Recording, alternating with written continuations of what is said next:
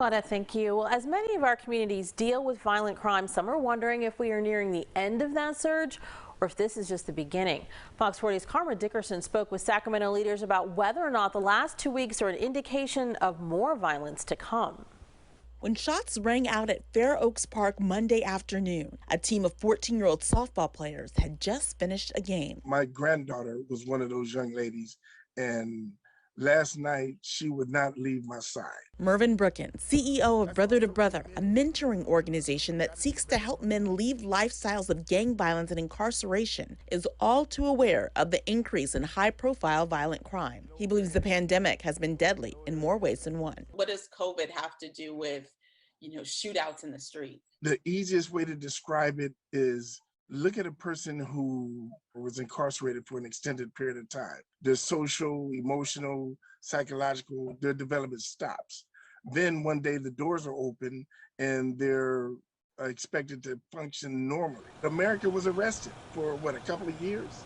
Everybody was inside, couldn't go anywhere. Brookins believes the limited counseling and resources available during the worst days of the pandemic, especially with underserved people, is translating to people not knowing how to handle social, emotional, and mental challenges. He says as a result, they're acting out violently. I think that may be the pattern that we may see, but I don't think these recent acts of violence are indicative of what's going to happen during the summer. The question of whether the violence will continue in coming months is also being addressed by elected leaders. Sacramento Vice Mayor Angelique Ashby says placing resources like the newly opened Natomas Aquatic Center in underserved communities can help keep youth from taking criminal paths. But she recognized that's part of a big picture approach aimed at long-term results. As far as what we can expect this summer, I cannot make the people of Sacramento any promises that nothing else bad will happen, but what I can make them a promise of is that we are trying everything we can in our power to prevent it from happening again. Ashby says that includes more police presence in areas of concern and collaboration with law enforcement across the region.